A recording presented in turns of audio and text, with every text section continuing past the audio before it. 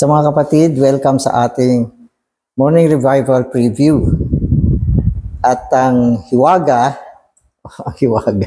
ang titulo ng ating Morning Revival para sa linggong ito ay ang hiwaga ng Diyos, si Kristo.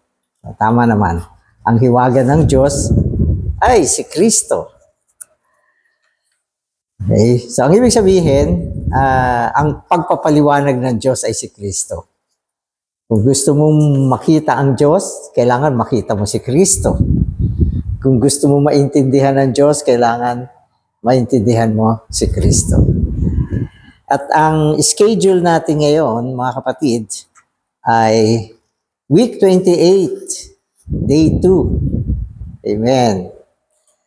Magbabasa na ako ng mga Bible verses natin. Ephesians 1:9. Making known to us the mystery of His will, according to His good pleasure, which He purposed in Himself. Amen. So, ibig sabihin dito, yung good pleasure ng Diyos ay ang mystery of His will. Mystery of His will. Ang hiwaga ng kanyang kagustuhan ay ang mabuting kaluguran ng Diyos. Amen. At ito rin ang plinano niya para sa kanyang sarili. Na ibig sabihin, ang Diyos ay gumawa ng isang plano.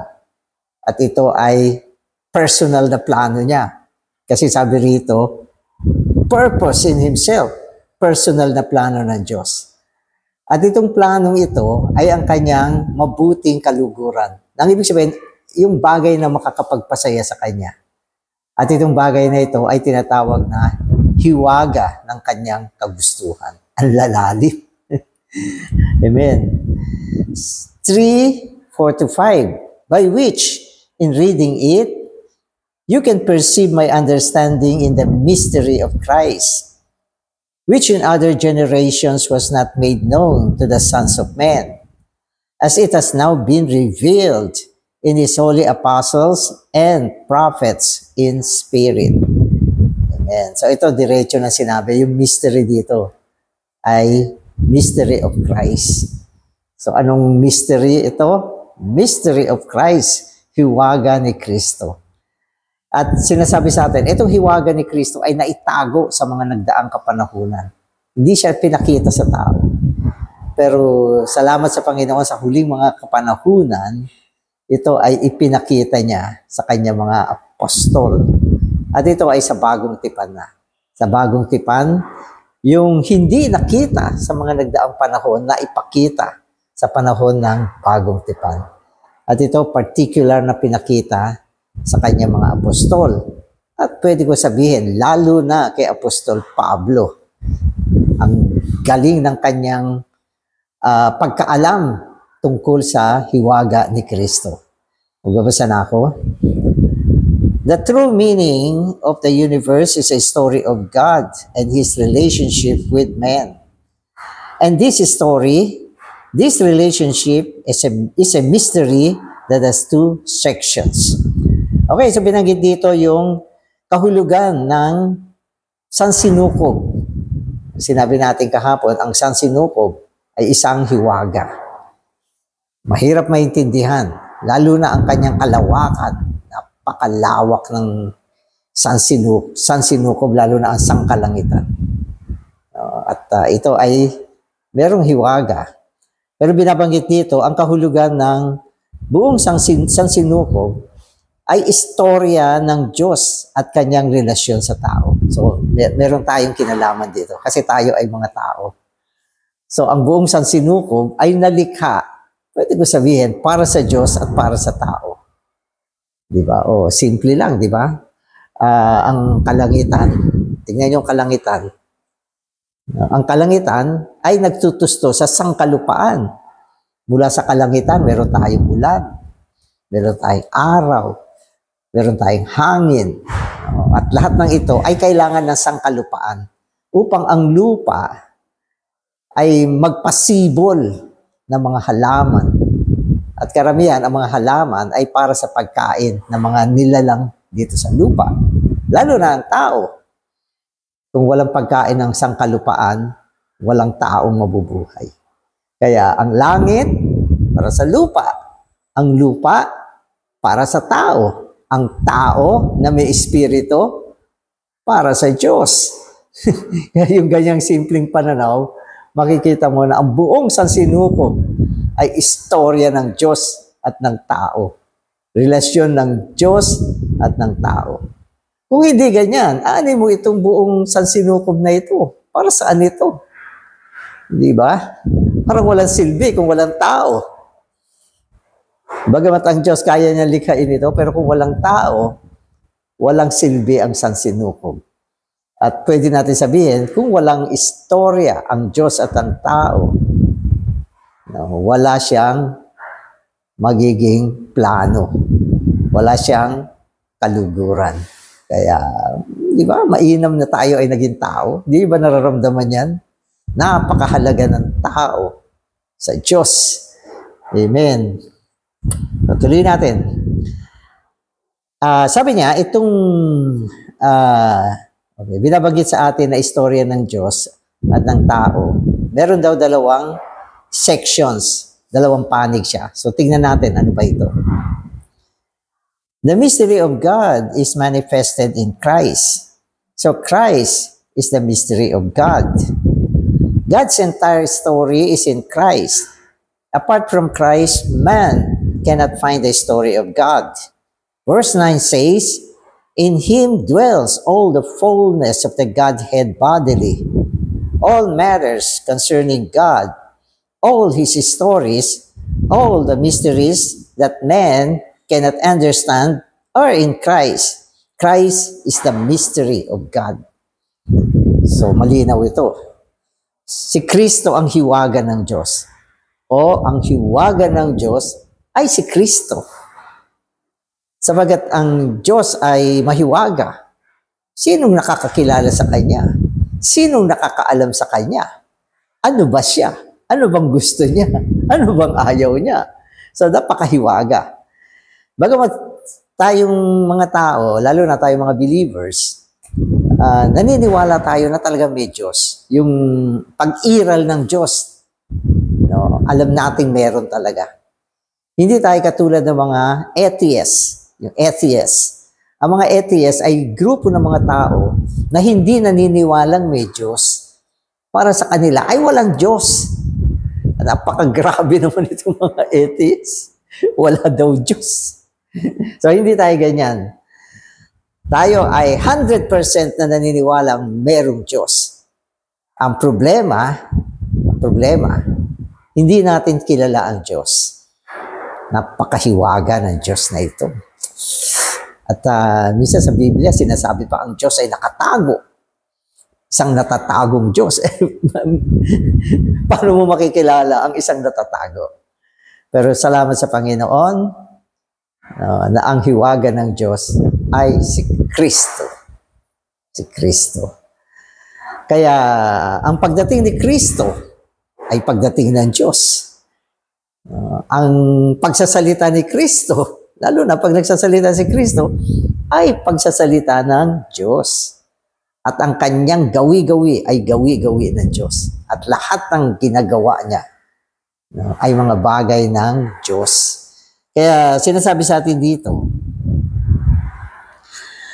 lahat ng bagay tungkol sa Diyos, lahat ng kwento tungkol sa Diyos, lahat ng hiwaga na hindi natin kayang intindihin tungkol sa Diyos ay na kay Kristo. Lahat ay na kay Kristo sapagkat si Kristo ang hiwaga ng Diyos. Amen. At pwede kong sabihin, hindi lang hiwaga talagang dinala ni Kristo ang Diyos tungo sa lupa, tungo sa tao. Yan ang pinakamaganda dyan. Ang natatagong Diyos, dinala ni Kristo sa atin. Ihinayag niya sa atin, pinakita niya sa atin. Ito yung hiwagang sinasabi natin na walang iba kundi si Kristo. Tama naman, di ba? Saan mo masusumpungan ng Diyos? Kay Kristo. Kung gusto mo ng Diyos, pupunta ka kay Kristo. Sapagkat siya ang Diyos na naihayag, Diyos na naging practical, at pagsasakatawan ng Diyos. Kaya yung verse na pinakamatindi dito na binanggit sa atin tungkol sa si Kristo ay hiwaga ng Diyos ay yung yung verse 9 ng Colossians na kung saan sinasabi, in Him dwell the fullness of the Godhead bodily. Ang lakas ng verse na yan. Ang lakas niyan.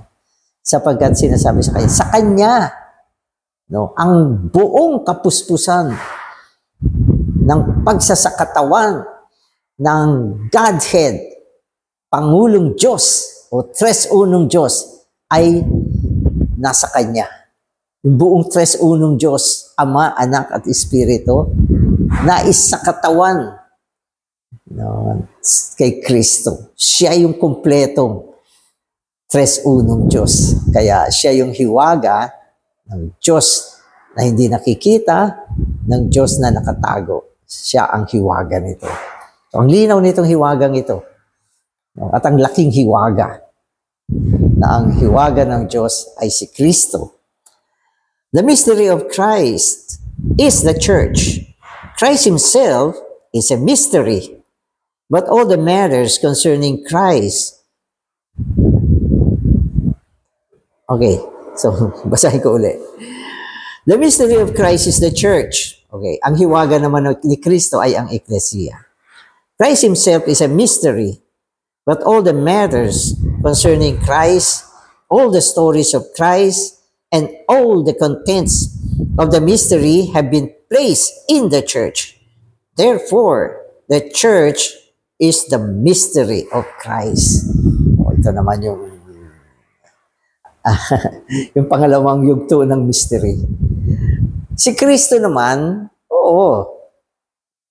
sa isang banda, hinayag niya ang Diyos, na ipakilala niya ang Diyos, at siya ang hiwaga ng Diyos na hindi nakikita. Pero si Kristo mismo ay hiwaga din. Alam niyo ba yan? Hiwaga rin si Kristo. At ang hiwaga naman ni Kristo ay ang Ecclesia. Ang ganda. Sabagat ang Ecclesia, kaya mo nang intindihin. Practical na siya. Nakikita, nahihipo. Diba? At nakakasalamuha. Napapasukan. At yan ang hiwaga ni Kristo. Kung walang Ecclesia, si Kristo ay mahiwaga. Pero lahat ng bagay tungkol kay Kristo, ang buong istorya ni Kristo ay nakapaloob sa Ecclesia. Amen. Kaya, mga kapatid, kung gusto mo si Kristo, saan ka pupunta? Sa Ecclesia. Gusto mo siya marinig? Sa Ecclesia. Gusto mo siya mahipo? Sa Ecclesia. At hindi lang yan. Pwede kong masabi na ang updating, alam niyo yung updating, yung pangkasalukuyan na Kristo ay ang Ecclesia. At hindi lang yan, ang pagpapatuloy ni Kristo ay ang Ecclesia. Hindi lang yan, ang pagpapalaki ni Kristo ay ang Ecclesia. At ang mga aktibidad ni Kristo ngayon ay ang aktibidad ng Ecclesia. Kaya ito ay magbubukas sa ating kaisipan. Marami mga tao, makitid ang kaisipan nila. Kung ang espiritualidad mo ay nasa labas ng Ecclesia, hindi totoo yan. Hindi totoong espiritualidad yan. Sabagat ang espiritualidad na nasa labas ng Ecclesia ay walang kinalaman kay Kristo ngayon. Kaya nakakita rin ako ng mga tao na parang wala silang pakialam sa church.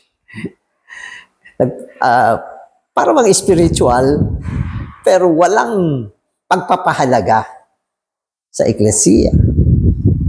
Halimbawa, ang mga gugulin ng gawain ng Ecclesia. May mga tao, walang pakialam sa ganyan. Alam niyo, mga kapatid, ang panahon na ito, pwede ko sabihin, ay panahon ng Ecclesia. At itong Ecclesia ay katawan ni Kristo, hindi mo siya pwedeng ihiwalay na kay Kristo. Sabagat ang Ecclesia ay ang hiwaga ni Kristo. Amen. Kaya minsan, may mga time ako, pwede kong sabihin, hindi naman ako magaling kasi minsan di ko rin naiintindihan ano ang gusto ng Panginoon. No, hindi ko rin minsan alam. Pero yung buhay ko, hindi ko nililihis mula sa church. Sapagat ang paniwala ko, hanggat nandito ako, ay nakaupong ako kay Kristo sapagat ang Eklesiya ang kanyang hiwaga. Kumisa may mga bagay na gustong gawin ng mga kapatid na hindi ko masyadong maintindihan, pero alam ko na ito ay gawain ng Eklesiya. Kaya amen na amen ako dyan. Amen na amen ako. May mga gawain na pang probinsya, pero gawain niya ng Eklesiya, pinahahalagahan ko yan. May gawain na pang lokal, pero gawain ito ng Eklesiya, pinapahalagahan ko siya. May gawain na pang regional, no? At alam ko ito ay gawain ng Eklesiya, pinapahalagahan ko ito. No? Kasi alam ko ang Eklesiya ay hiwaga ni Kristo. Kumusta kayo? Di ba? Pag ikaw ay localistic, may problema ka sa katawan. May problema ka sa katawan. Minsan may mga taong localistic, oo, nasa Eklesiya sila. Pero wala silang pake sa hindi nila lokalidad. May problema yan sa katawan. O pwede naman ang iba ay universal ako. Wala naman siyang practical na pagpapahalaga sa Eklesiya lokal. May problema ka rin sa katawan. Pag may problema ka sa katawan, may problema ka kay Kristo. Sapagkat si Kristo, ang Eklesiya, ang hiwaga ni Kristo. Mahiwaga talaga si Kristo. Sabihin ko sa inyo, mahiwaga. Pero sa pamamagitan ng Eklesiya, solid ang ating karanasan kay Kristo. Kaya importante makita mo itong hiwaga na ito. Ang hiwaga ng Diyos ay si Kristo at ang hiwaga ni Kristo ay ang Eklesiya. Kumpleto ka na. No, kumpleto ka na. Amen. We need to make a distinction between these two. Mystery of God is Christ, and the mystery of Christ is the church. Although these two are one, there are particular details concerning each. Colossians speaks of the head, Christ, and Ephesians speaks of the body, the church. The head and the body must be put together before we have a complete person. This is a great mystery. Bagamat iisa lang ito, yung sinasabi natin kanina, ang hiwaga ng Diyos ay si Kristo at ang hiwaga ni Kristo ay ang Eklesiya. Pero meron din siyang distinction. Iisa, pero may distinction. At gusto natin bigyan ng pansin yung distinction, yung kaibahan nila. Kaibahan nila. Kaya dito may binanggit yung dalawang epistle, Colossians at saka Ephesians. Sa Colossians, ang binibigyan pansin ay si Kristo bilang ulo.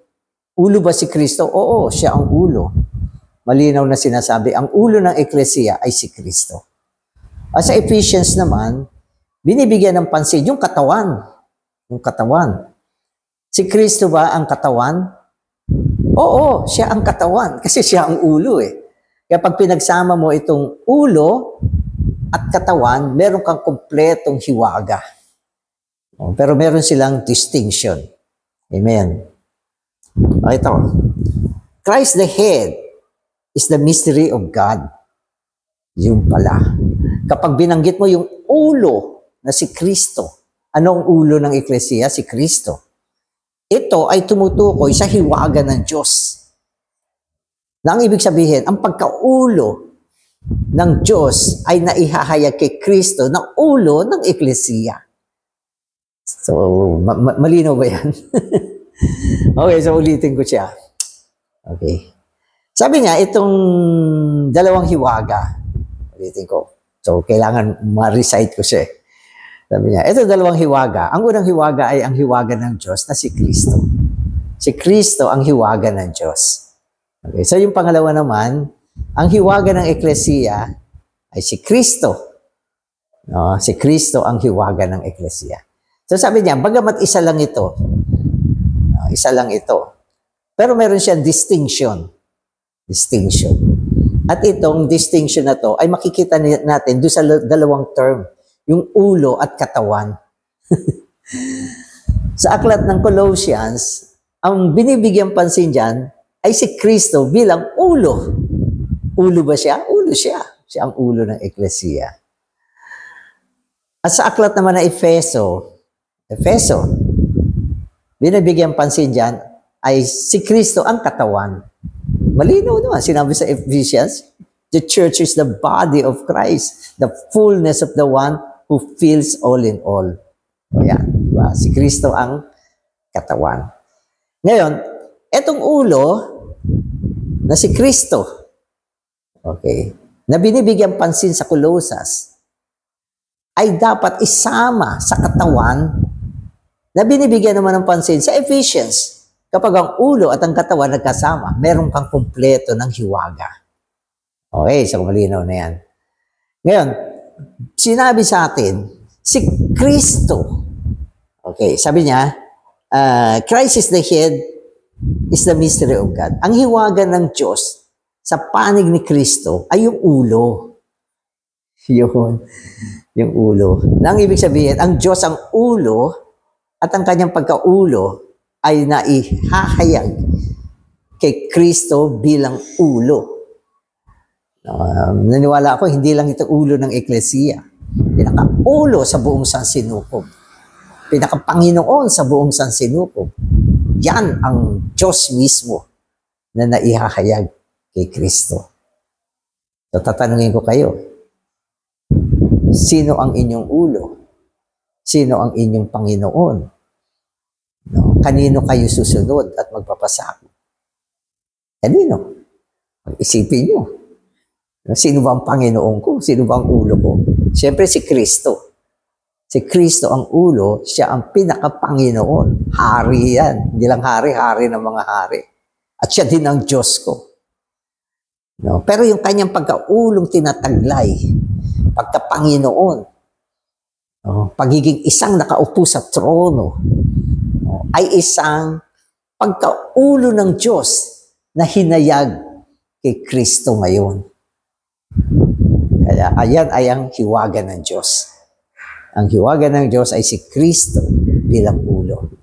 So yun yung unang distinction. Yun yung unang section na kailangan makita natin. So, malinaw na ba? Ito naman. So, ito. Amen. And all the stories of God are in Christ as the head and related to Christ.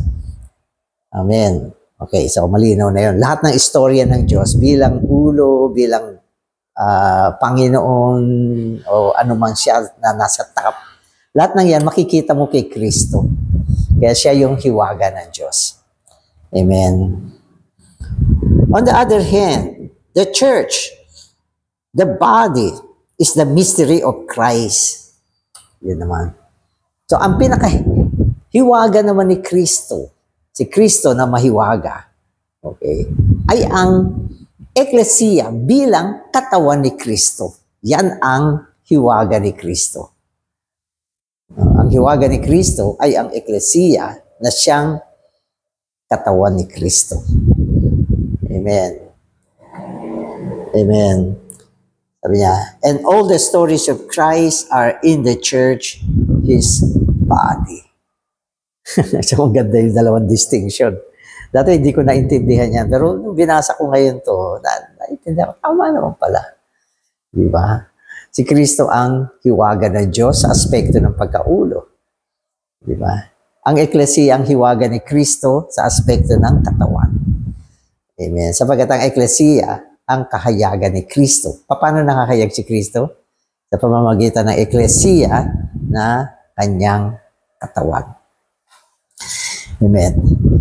When we speak of the mystery of God, we are emphasizing the stories of God that are manifested in Christ.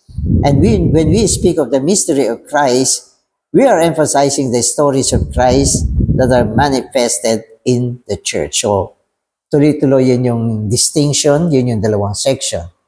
No, kapag ang pinag-uusapan ay ang kasaysayan ng Diyos. Ang kasaysayan ng Diyos. Ito ay naihahayag kay Kristo.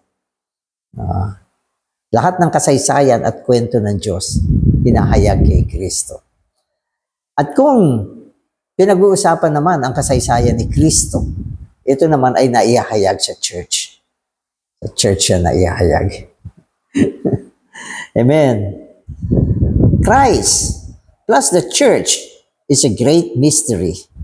1 Timothy 3:16 says, "Great is the mystery of godliness. He who was manifested in the flesh." This verse speaks forth a story of God and men and God. Sa mga kapatid, sa 1 Timothy 3:16, binanggit dito ang great mystery. Great mystery. Pag sinabi ng Biblia, great talaga yan. Dakilang hiwaga, sabi niya. At ang dakilang hiwagang ito ay ang hiwaga ng godliness o pagkamakadiyos. So, ang hiwaga ng pagkamakadiyos ay great mystery ayon sa Timothy 3:16.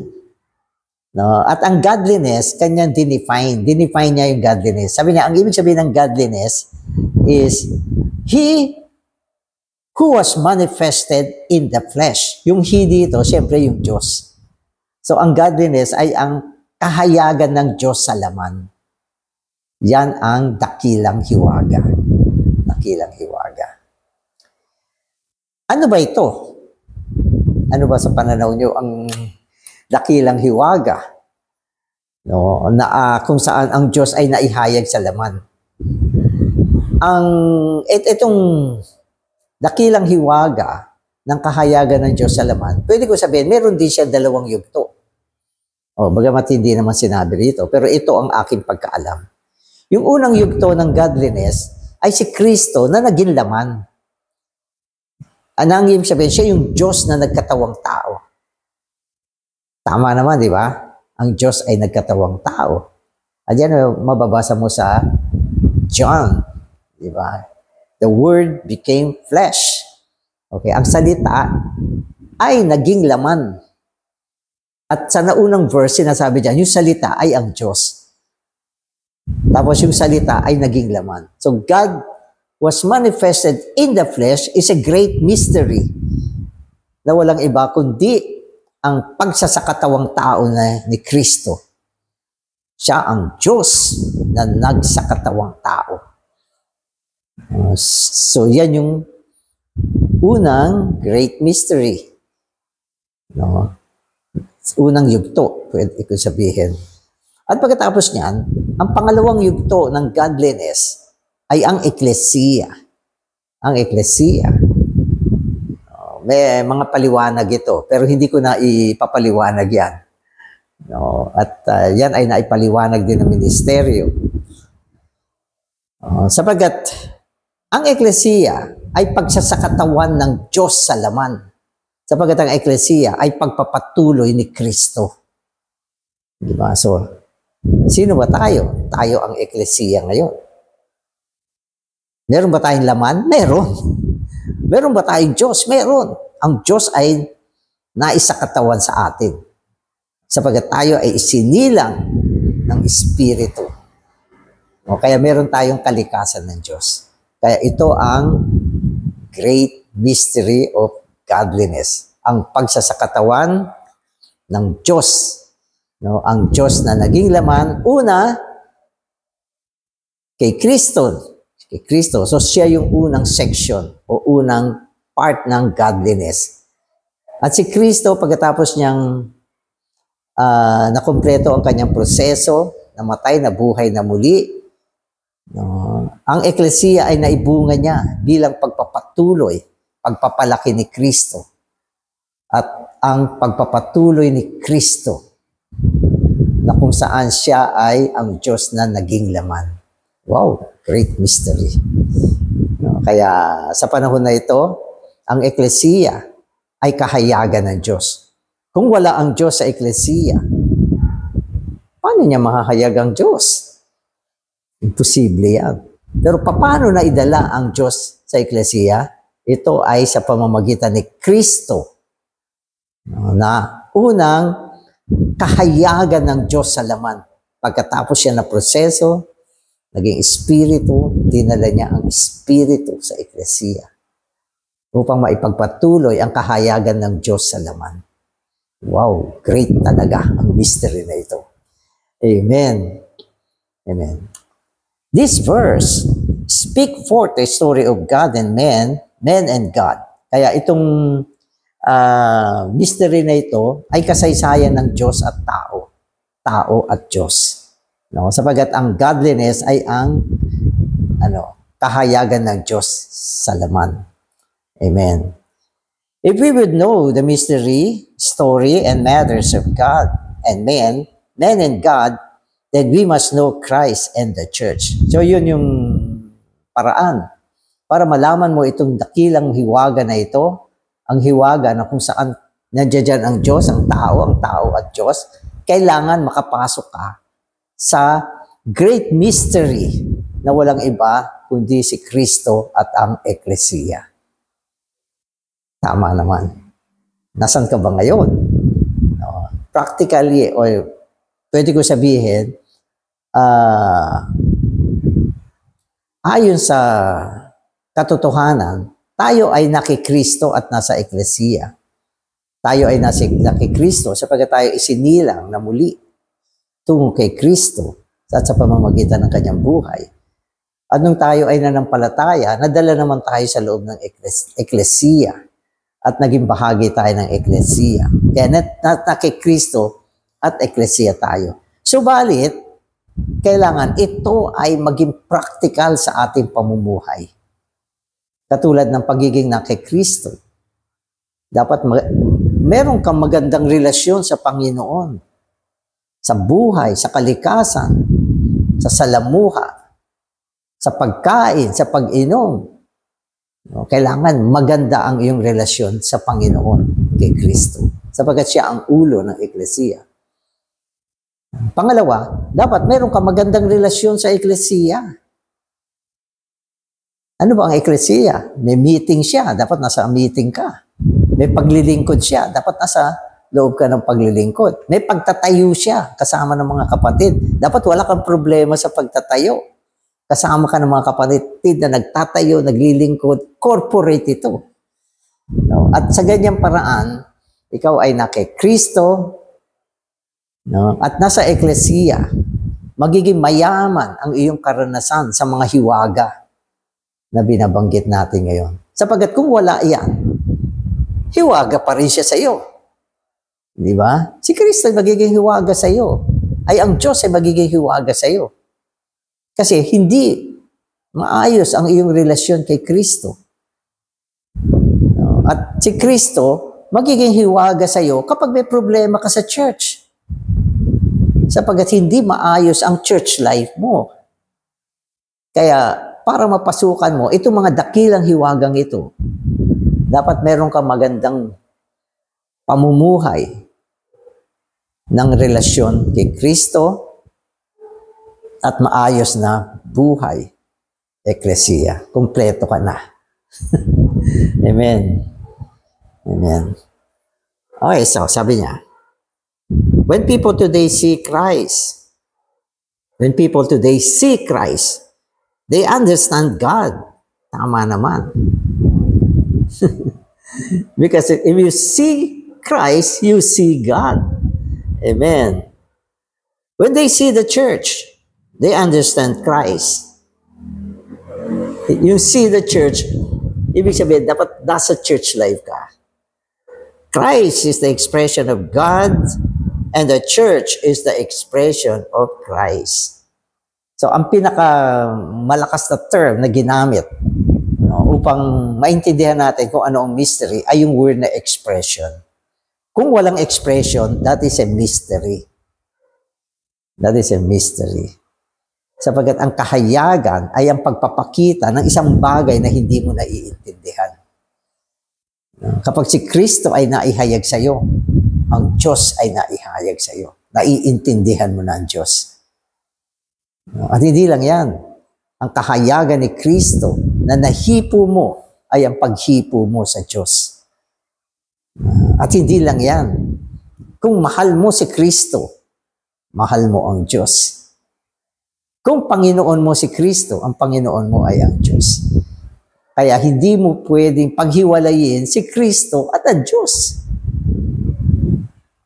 Sapagat ang hiwaga ng Diyos ay si Kristo. Ganon din ang Eklesiya. Ang Eklesiya ay hiwaga ni Kristo.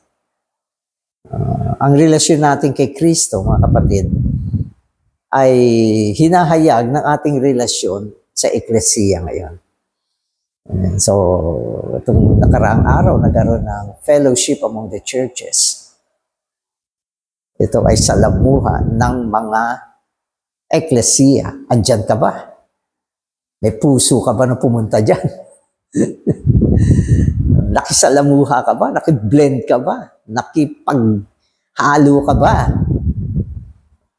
So kaya yan ay isang testing sa spirituality ng tao. At testing din siya sa iyong relasyon kay Kristo.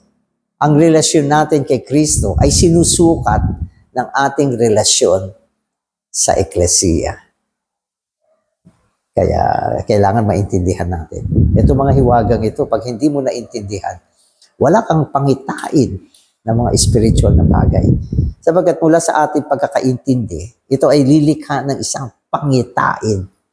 Vision ito ang nililikha nito mga bagay na ito At ang vision, mga kapatid, o pangitain, dadaling ka niya sa isang practical na pamumuhay.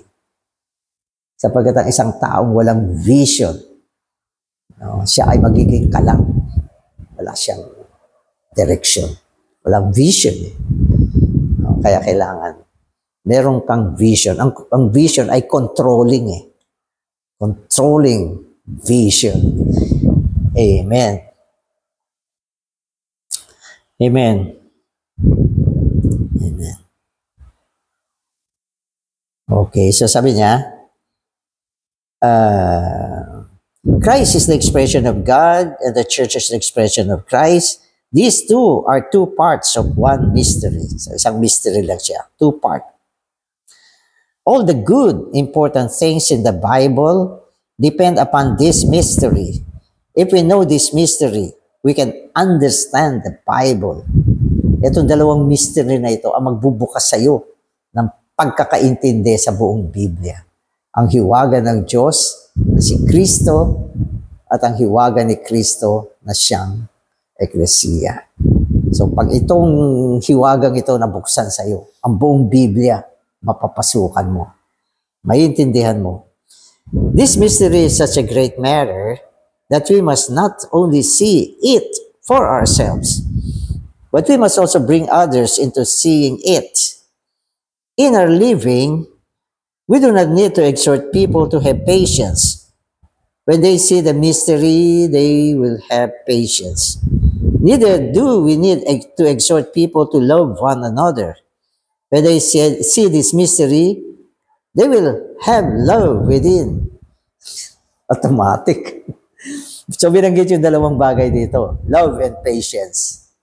Love and patience. Pag-ibig at pagtitiis. Sabi niya, kung nakita mo itong hiwagang ito, magiging automatic na magkakaroon ka ng pag-ibig at pagtitiis. Tama yan. So yan yung testing. Kung wala kang pag-ibig para sa tao, sa mga kapatid, at wala kang pagtitiis para sa kanila, ibig sabihin hindi mo nakita itong hiwagang ito. Kung nakita mo ito, mag-generate siya ng pag-ibig. Sapagat ang pag-ibig, hindi siya bunga ng kung ano lang gusto mo. Ganon din ang pagtitiis. Ang pag-ibig at pagtitiis ay bunga ni Kristo ito. Mula sa Diyos Ang Diyos ang source ng pag-ibig. At siya rin ang source ng pagtitiis. Idinaloy niya ito tungo sa atin sa pamamagitan ni Kristo. Ang daloy ng pag-ibig mula sa Diyos tungo sa atin ay daloy na dinadaloy ni Kristo tungo sa atin. At ang pagtitiis ay isang kagalingan na kailangan natin sa loob ng eklesiya. Paano ka maglilingkod? Paano ka makikipag-coordinate sa mga kapatid? Paano ka makikipag-isa sa kanila kung wala kang pagtitiis? Lalo pa kung wala kang pag-ibig. Kaya testing lagi ito eh. Kaya mo ba? Kapag sinabi mong hindi, aalis na ako sa eklesiya.